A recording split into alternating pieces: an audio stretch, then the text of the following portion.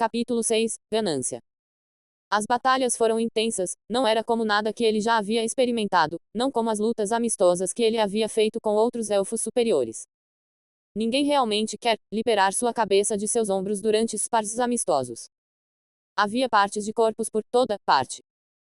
Crateras e fogo destruíram aquela parte da floresta. Diferentes níveis de poder envolvidos em combate em várias partes do campo de batalha, na terra e no ar. Explosões soaram como fogos de artifício em uma celebração, mas este evento foi tudo menos feliz. Ele estava lutando contra um demônio de guerra de destreza nobre demoníaca, e ele estava perdendo, feio. Demônios de guerra são demônios fisicamente orientados, eles têm um físico tirânico e uma arma que precisa de uma força imensa para manejar. Eles também são chamados de demônios da ira. Eles ficam mais poderosos e mais resistentes a danos quanto mais irritados ficam. Era uma má combinação para ele, pois só podia fazer uso das leis da vida. Os demônios, em geral, são o completo oposto a eles, especialmente aqueles que são capazes de usar livremente as chamas abissais, porque os elfos superiores são mais sintonizados com a natureza, que é fraca ao fogo. Então ele estava perdendo, ele havia usado tudo em seu arsenal, e ele se transformava em vários animais. O demônio apenas destruía seus feitiços com seus 4 martelos e ignorava os feitiços que não conseguia destruir com seu corpo. As coisas também estavam piorando conforme a luta continuava.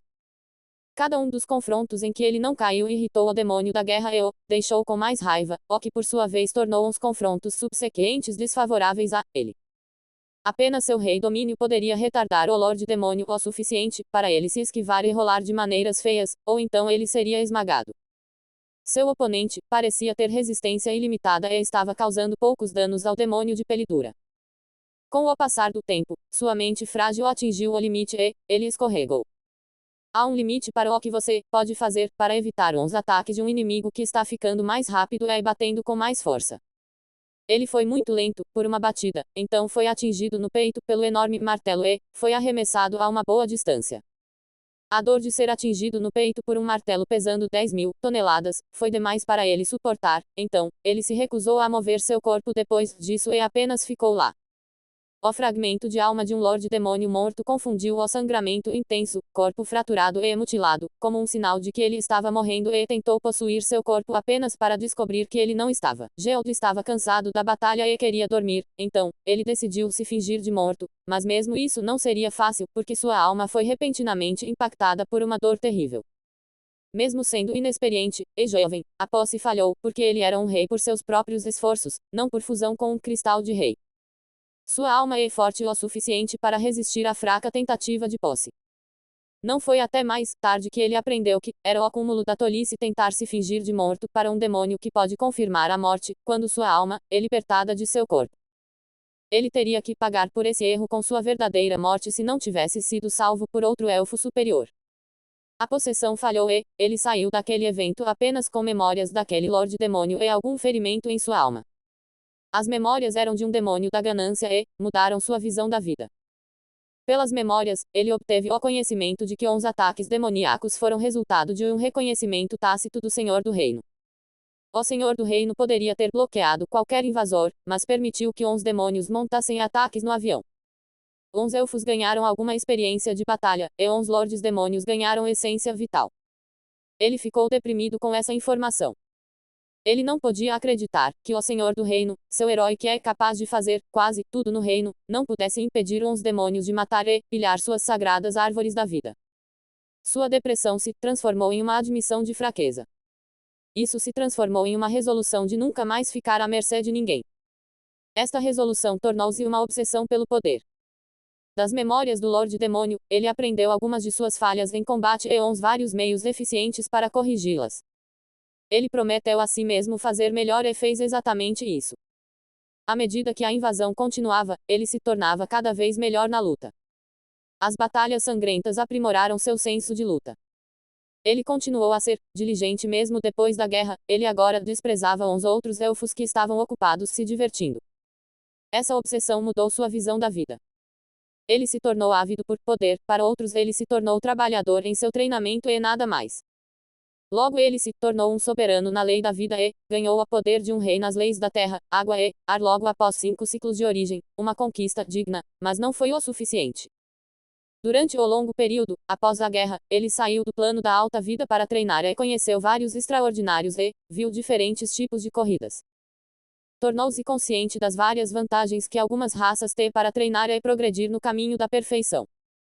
Por exemplo, os elfos superiores têm uma alta afinidade mágica, os dragões têm um núcleo de origem muito poderoso que os leva à perfeição mesmo com pouco esforço, e os vampiros ficam mais fortes à medida que envelhecem e bebem mais sangue. Alguns vampiros realmente fortes até se alimentam da alma, o que aumenta muito seu poder. Depois, há minotauros, hidras, krakens, fênix e outras raças divinas. Essas raças têm poderosas habilidades inerentes e aptidões para magia, mas também vê com fraquezas. Os dragões, por toda a sua facilidade com a manipulação mágica, não conseguem dominar as leis opostas de seu núcleo de origem.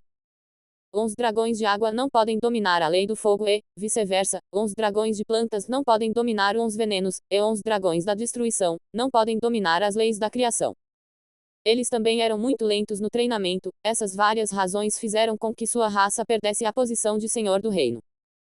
Comparado a todas essas criaturas, os elfos altos parecem carentes, eles não têm habilidades de raça poderosas e mesmo com sua afinidade mágica, ainda é difícil dominar a lei do fogo. Ele tomou uma decisão alguns anos depois disso, decidiu que queria todas essas habilidades. Ele queria os poderes e não as fraquezas. Para fazer isso acontecer, ele começou a fazer planos e executar alguns. Ele planejou quase um ciclo de origem e logo teria sucesso. Ele apenas teve que ter sucesso durante este próximo teste do céu, porque há algo muito importante que ele precisa obter da torre. Não vai ser fácil, porque o que ele está procurando é algo que a maioria, se não todos os soberanos querem colocar em suas mãos. Ele não pode deixar de se emocionar assim que avistou a torre de longe. Ele bateu seu desejo de chegar lá mais rápido, o evento não vai começar em breve.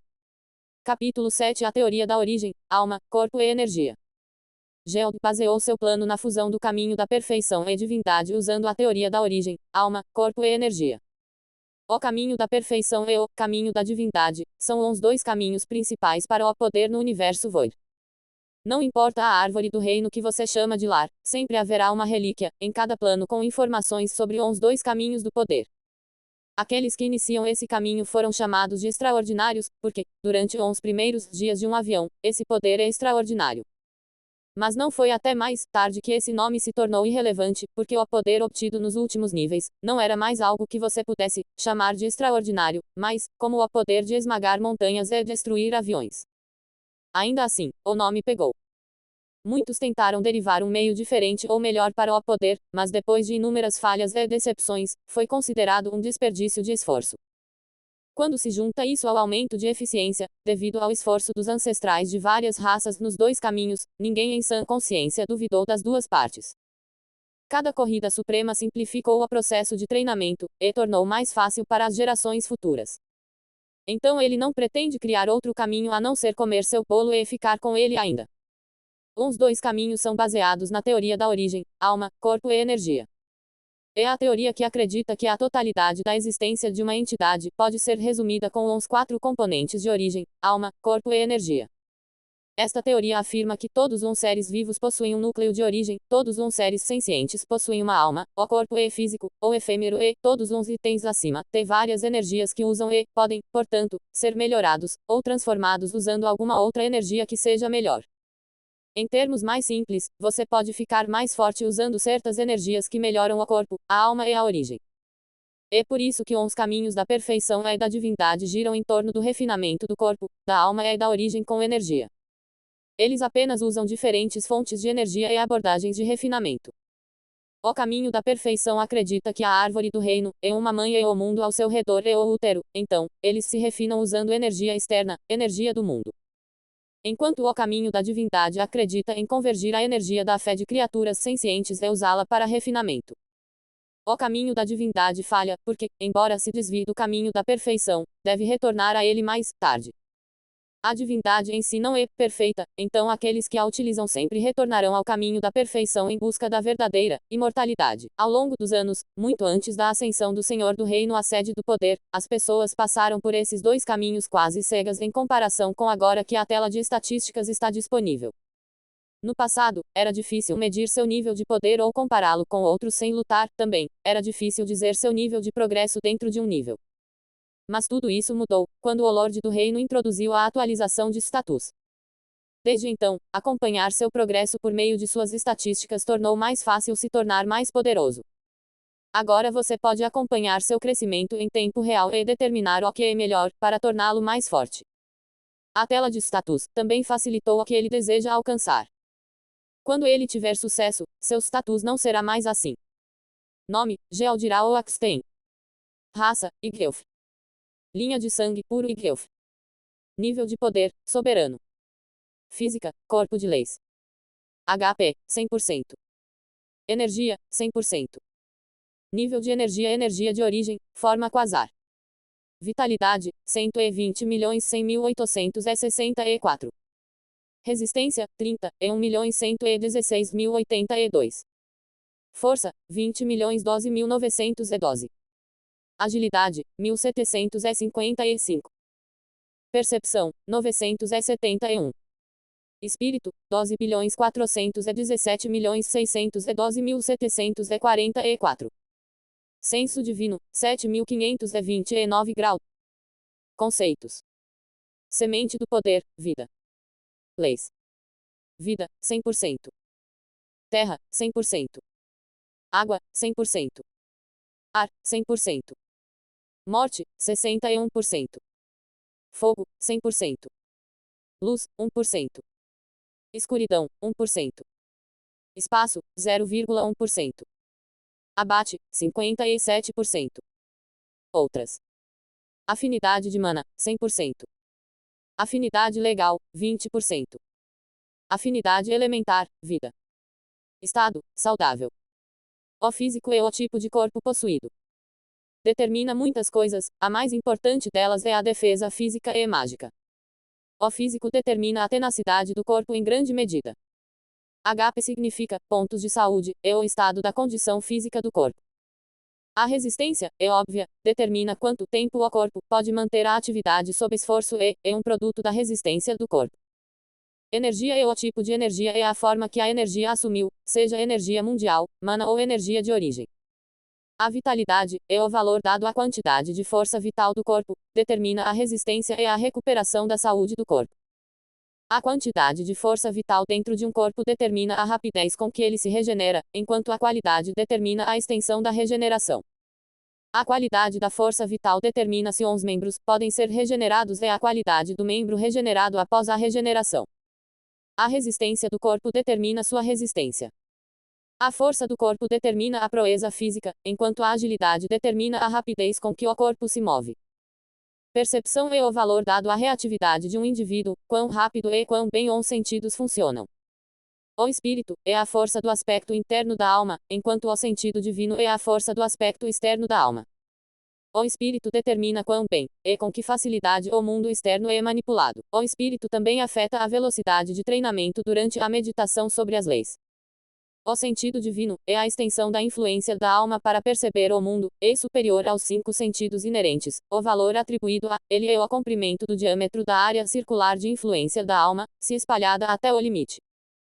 Todos os valores acima mencionados não são universalmente aplicáveis como referência para determinar a diferença de força entre os extraordinários. Eles funcionam apenas para acompanhar o crescimento e o progresso pessoal. Uma pessoa terá um valor de 1 na primeira vez que o status for chamado, mas esse valor mudará conforme a pessoa se torna mais poderosa.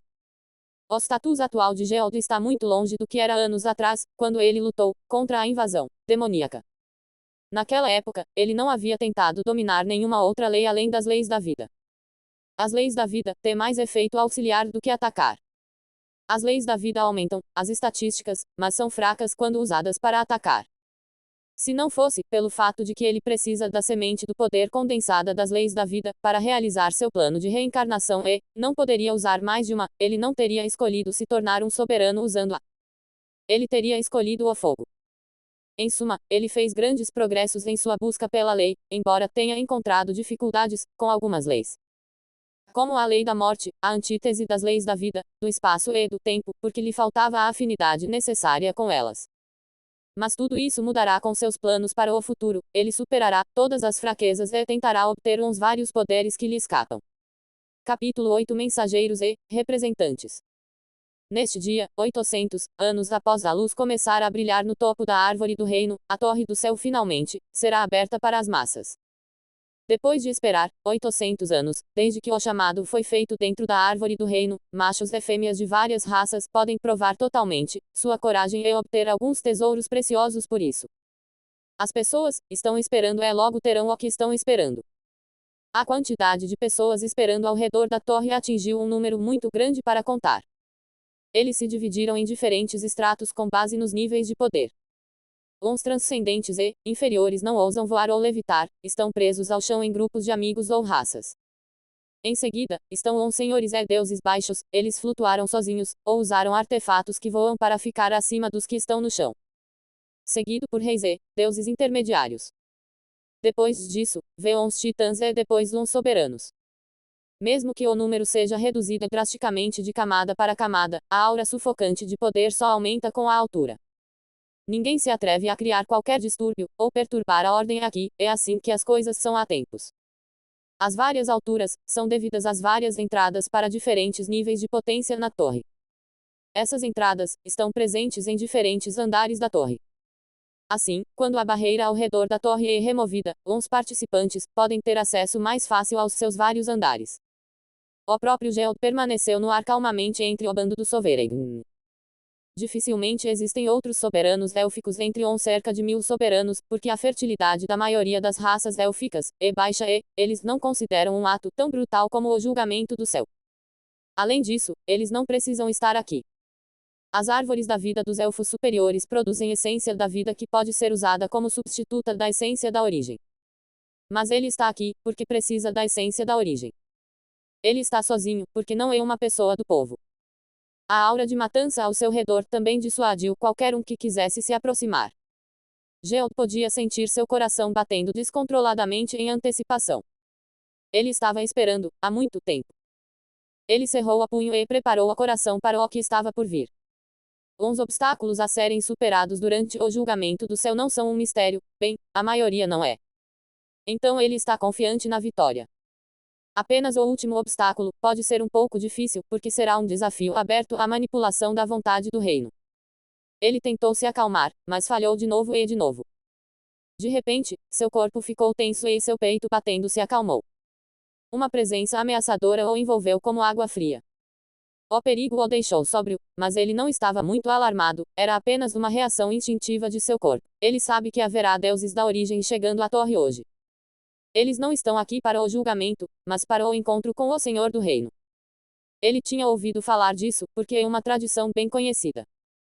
Cada raça suprema deve enviar um representante, mas o convite é estendido a todos os deuses de origem do alto céu. Uma raça suprema é uma raça que produziu um deus mundial. As raças supremas devem ter um deus de origem como representante, enquanto todos os deuses de origem podem vir ou enviar um mensageiro. Os deuses da origem substituem os deuses do mundo porque os deuses do mundo não podem descer na árvore do reino.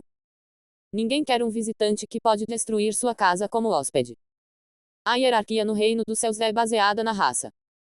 Uma família é a menor unidade na sociedade do alto céu, mas não é de forma alguma pequena. A longevidade fez com que os laços de sangue permanecessem ao longo dos anos e as linhagens reais tornaram esses laços de sangue eternos. Em uma escala mais ampla, especialmente quando você considera conflitos em um plano, um conselho racial é usado para representar o interesse de uma raça. Em seguida, depois de uma corrida suprema, vem uma corrida real. Uma raça real precisa de um membro da raça para se tornar um deus da origem. Somente produzindo um deus da origem, uma raça pode proteger seus interesses no antigo campo de batalha. Eles também poderão obter acesso à loja origem que o Senhor do Reino criou para promover o crescimento da raça. Os deuses de origem também seriam capazes de otimizar a eficiência do treinamento usando o caminho da perfeição para a corrida. Hoje veremos numerosos deuses da origem chegando. Geodirá pensou, e se ajustou com esse conhecimento em mente, ele decidiu festejar seus olhos neles. Estar perto dos deuses da origem como uma forma de vida inferior, é como estar sujeito a uma sensação abafada de calamidade.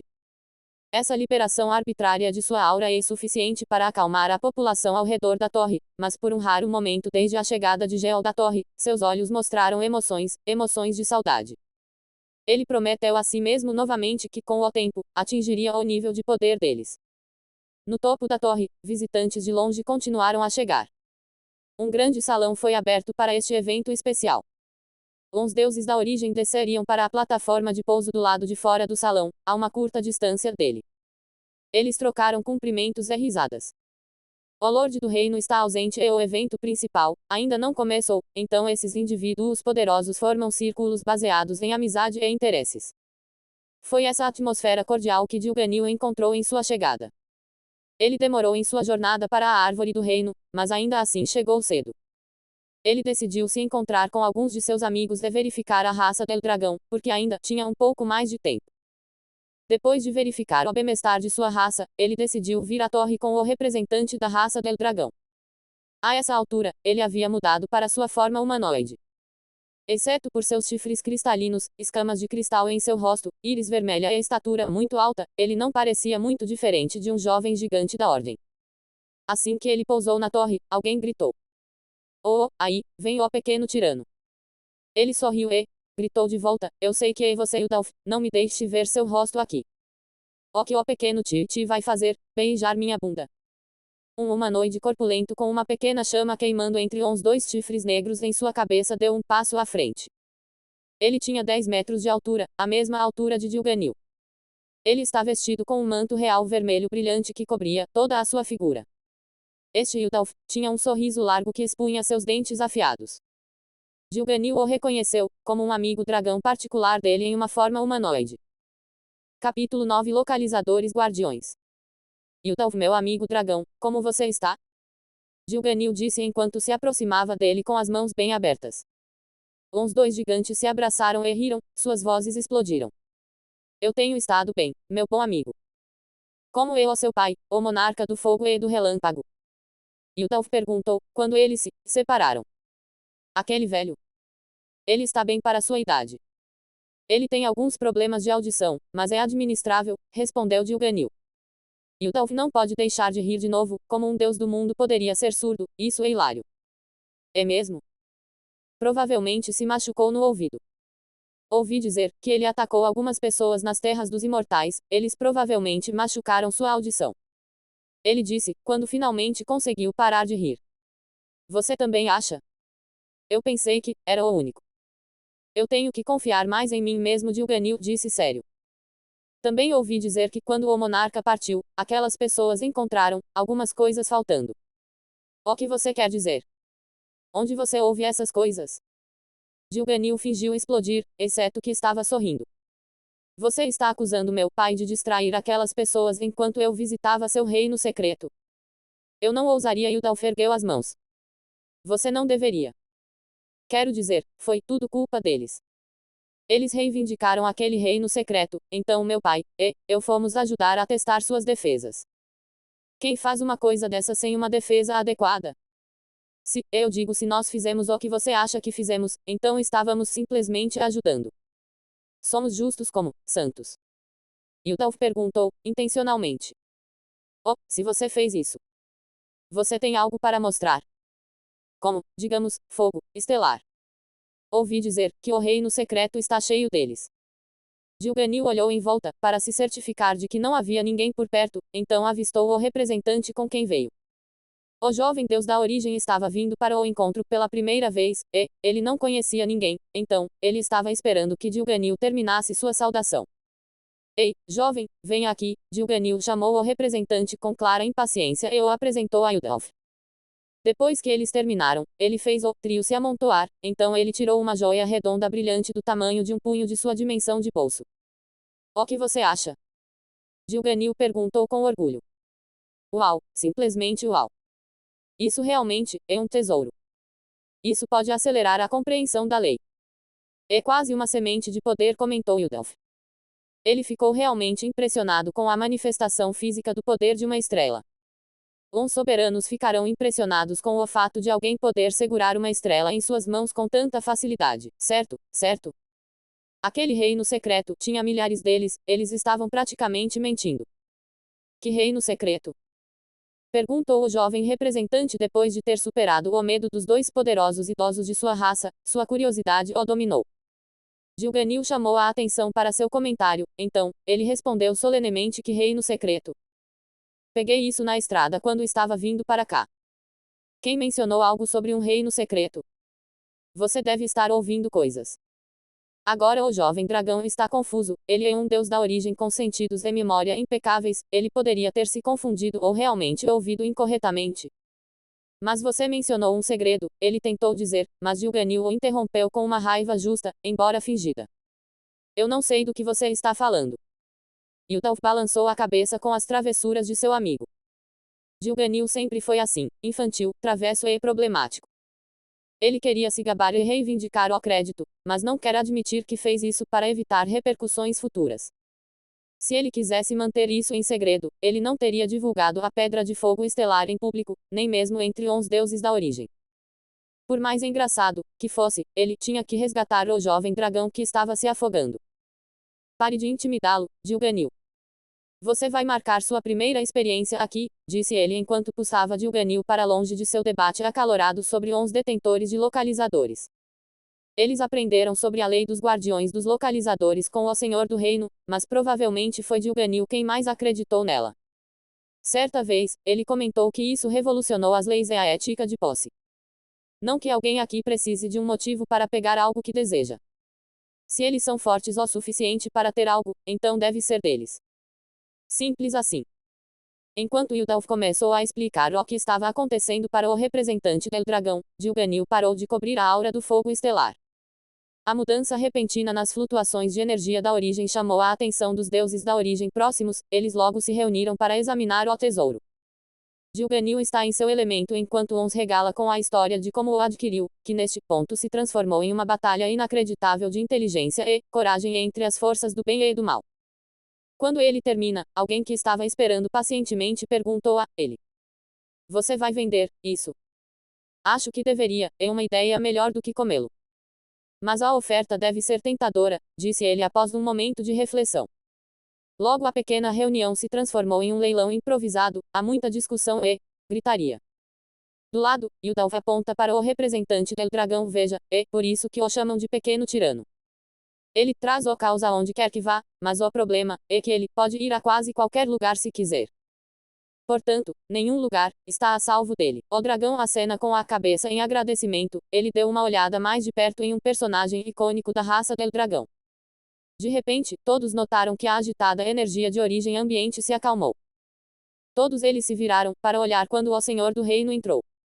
Ele caminhou até o centro do trono e um majestoso trono de leis formou-se abaixo dele, no qual ele se senta. Quando o trono subiu, os deuses da origem ao redor pararam o que estavam fazendo e se organizaram em um círculo ao redor dele. Todos eles fazem seus tronos das leis que compreenderam. De repente, o salão está cheio de luzes piscando, mas a energia da origem no salão permaneceu calma, em qualquer outro lugar e o espaço começará a rachar. Mas todas as leis e poderes do reino devem ser respeitosos na presença do Senhor do Reino, para que ele possa acalmar a energia da origem que está prestes a galopar fora de controle. Quando ele atinge sua altura habitual, o Senhor do Reino espalha sua aura majestosa.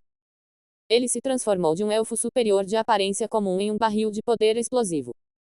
Um único grande anel de lei se espalha a partir dele, os deuses da origem ao redor só podem liberar seus anéis, para negar a supressão vindo deles. Pela variedade de cores e aura, percebe-se que há uma ordem na disposição dos assentos dos deuses da origem. Eles não se sentavam aleatoriamente, mas em ordem de força. Os deuses de origem forte sentam-se mais perto do Senhor do Reino, que está dentro do círculo interno. Enquanto os deuses de origem mais fracos ficam longe do Senhor do Reino. Afinal, não é fácil sentar-se confortavelmente perto de um deus da origem que está prestes a se tornar um deus do mundo com sua aura totalmente liberada. Todos ficaram chocados, quando notaram o único anel que ele estava lançando. Ele superou os múltiplos anéis que outros deuses da origem lançaram apenas para conter a influência de seu único anel sobre eles. Todos eles tinham inúmeras perguntas em mente, mas ficaram quietos.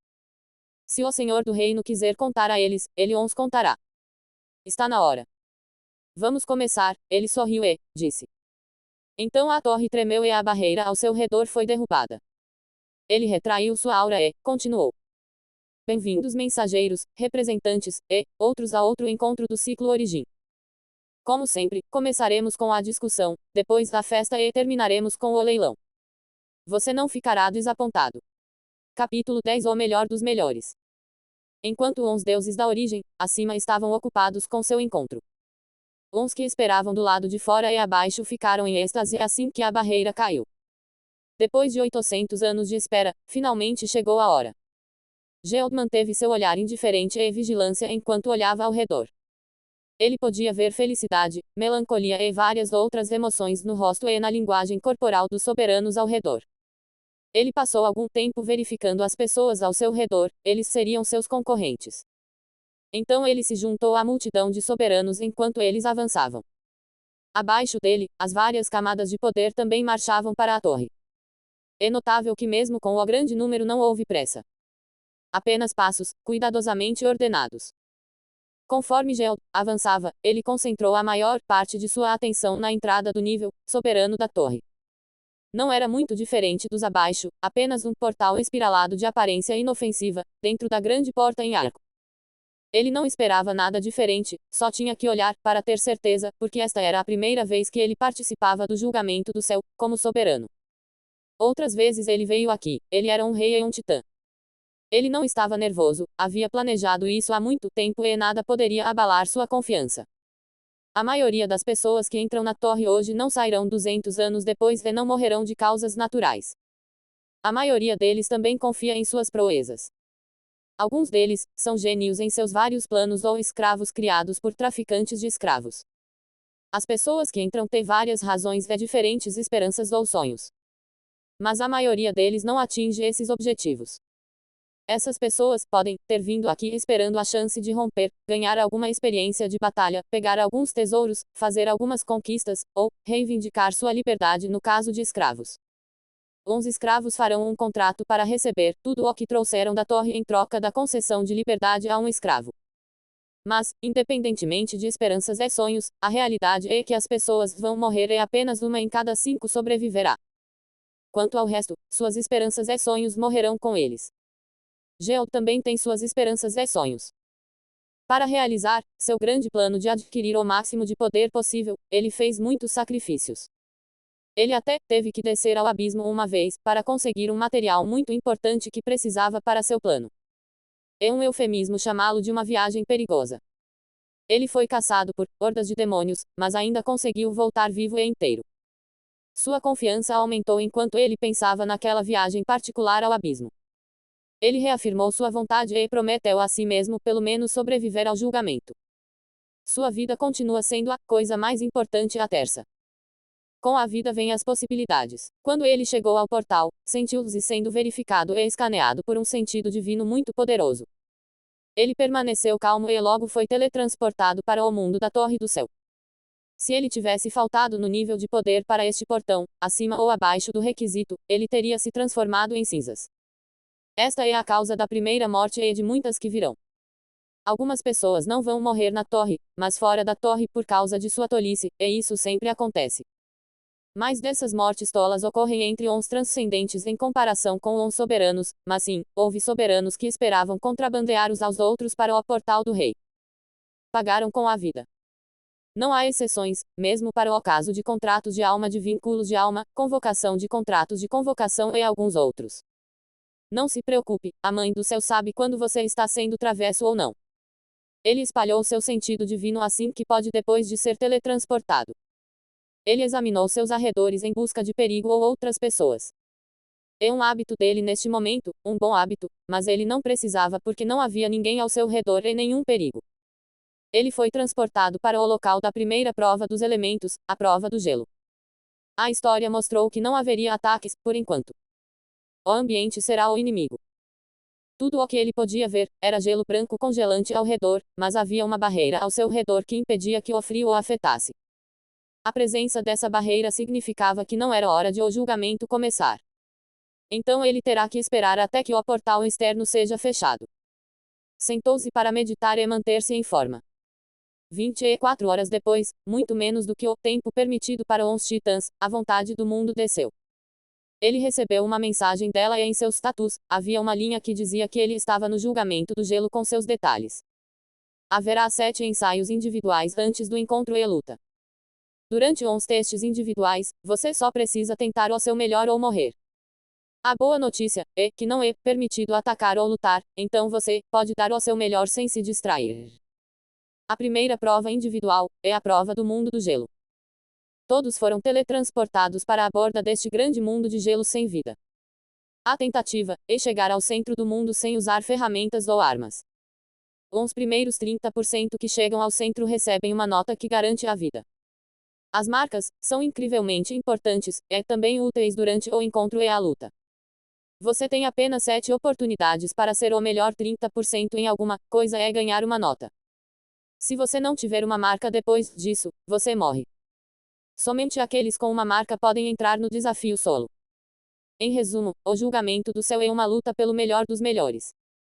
Você tem que estar entre uns 30% melhores em qualquer aspecto, ou fica certo que você não sairá da torre do céu de jeito nenhum e todos os seus sonhos morrerão com você. Ocasionalmente faltando conteúdo, por favor, reporte os erros a tempo. Olá. Essa novela foi tirada de Novelpin.